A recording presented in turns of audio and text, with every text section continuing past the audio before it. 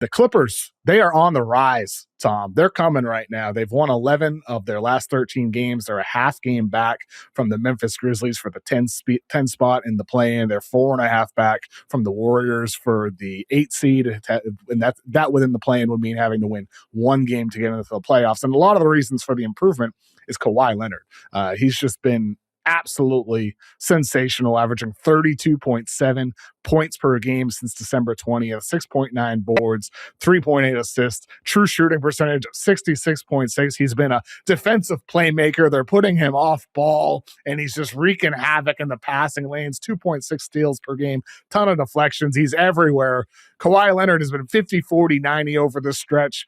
He's been one of the 5 to 10 best players, probably definitely one of the 5 best players in basketball over this stretch since December 20th. He has been sensational and definitely the number one reason why the Clippers have turned their season around. Yeah, I mean, is he the best player over the last month? I mean, look at those numbers. It's absurd. He's shooting 50, 40, 90 over that stretch, but not just 50, 40, 90. How about 51, 44, and 92? And for the full season, Kawhi Leonard has been one of the top 10 players in the league, and it's only just been barreling so far over the last month where you're looking at numbers where you're like, dude's averaging almost 3 steals a game. 3 steals a game. He's leading the league already over the entire season in 2.2 steals per game. But you're talking about his two-way play.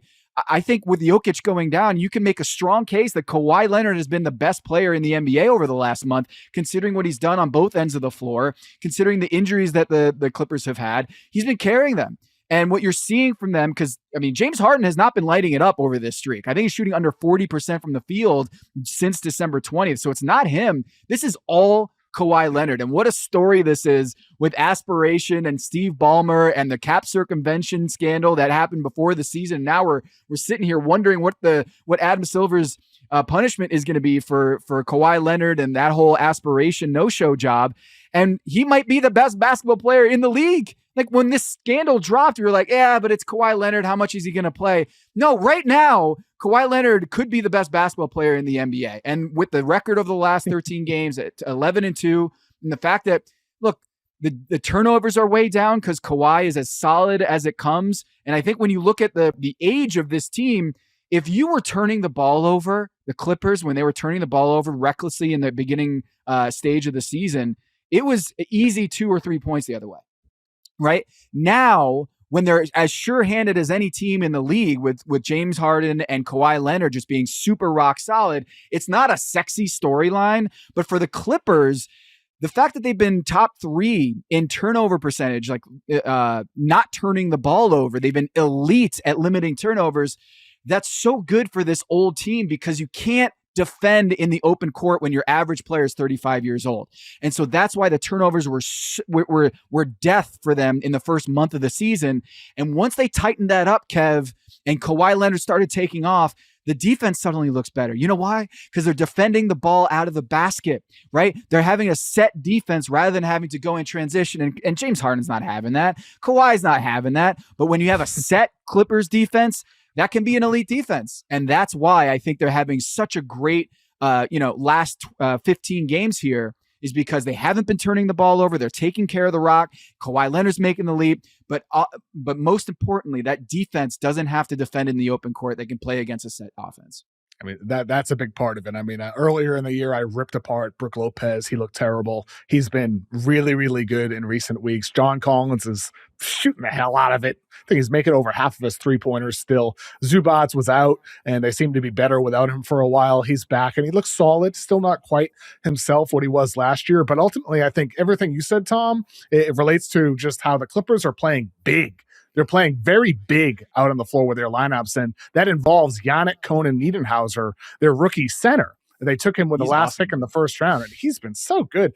Lob target for James Harden. He's like his new Clint Capella as a screen and roller. His ability to finish lobs, he's scoring 1.17 points per pick and roll with Harden and Yannick together, and it's not like just lob finishes. Harden's throwing him the ball in traffic. He trusts him to finish, and on top of that, Yannick is very good protecting the rim. He looked awesome last night against the Wizards, and I know it's just the Wizards, but he played, I think, the final 14 minutes of the game. He finished the game, and it was pretty tight. Just the quickness that he has jumping, very springy as a jumper, amazing reaction time. And there's a clip in this game against the Wizards that I thought was funny. Elbow coming up by Trey Johnson, and Yannick kind of avoids it like a bullet in the Matrix, and then springs up and blocks the shot. And he's been sensational as a rookie. And then the two-way guys, Jordan Miller is hitting threes, attacking off the dribble, making the right passes, defending multiple positions. He's been sensational. There was a game against the Nets where they were doubling Harden and Kawhi, and he's hitting spot-up threes and posting up smaller players and everything he's doing. And then Kobe Sanders, their rookie second-round pick, also on a two-way contract. He was a guy at Nevada last year at 6'7", with his size, an elite mid-range player in college, who now is translating that to the NBA. All of a sudden, he had 20-plus points against the Warriors, and all they did was put him into ball screens where just over and over, he's scoring over smaller guys from the mid-range. It looks just like college for him. And so the Clippers, they're big in the front court with their lineups. They're big in the back court with James Harden, and they're big at the wing, not just with Kawhi Leonard, but with their two-way guys, Jordan Miller and Kobe Sanders. And so across positions, the Clippers have been elite defensively and very versatile offensively because of their size, and they're leaning into it. It's just unbelievable they're doing it with two-way guys, Tom, Kobe Sanders and Jordan Miller. This is kind of the low-key storyline around the league right now with the Denver Nuggets and how well they've played, with the Clippers and how well their younger guys have played, with have been buried on the bench and playing behind Brook Lopez and Zubats of the world. Play the young guys. Play the young guys. Trust your young guys. If you're trusting them with a high draft pick or trusting them with keeping them around the team, there's no sense in just burying them on the bench. And then Greg Popovich years ago kind of started this thing. He's like, I know what we have in Tim Duncan. I know what we got in Manu Ginobili. Like Tony Parker, I know what I'm getting with them. What I don't know is if I need these guys coming off the bench in big moments in the playoffs, if they're going to have the confidence to play at a high level. But now Miller, Niederhauser, you're going to be, and Sanders, you're going to be able to do this in the playoff time or down the stretch of the season and feel like, oh, I know what we have in Peyton Watson now. Oh, I know I got what I have in Jones right now if you're the Denver Nuggets. Pickett, you go on down the line. A lot of these young players that are buried on these veteran teams just got to give them some sunlight. And we didn't see that with Michael Malone last couple of years with Denver. And now you're seeing an Adelman. By the way, Adelman, coach of the year candidate, late season coach of the year candidate with the way that they've been playing. But it just goes to show so much of these guys just need minutes to show what they can do. And to wrap this on the Clippers real quick, I want to ask you, that trade package I just gave you earlier in the show, I just wanted to kind of stick here for a second. John Collins, Bogdan Bogdanovic, Brook Lopez, and Niederhauser. Who says no for AD? Is it the Clippers who are like, yeah, we're already pot committed on big contracts going forward? Clippers say no to that. I'd say Clippers say no. I mean, I like the idea of AD. I think it's an interesting idea, but if I'm the Clippers, I'm just looking to trade Zubats, Bogdanovic, some of these guys for other pieces, not the big salary like Anthony Davis. You already have enough of a variance in what this team could be with all the age with Kawhi Leonard, and James Harden's been very durable, but he also hasn't necessarily sustained elite play for long durations. I don't want to introduce even more with Anthony Davis. And so I'm looking for other guys. I'm trying to flip Zubats.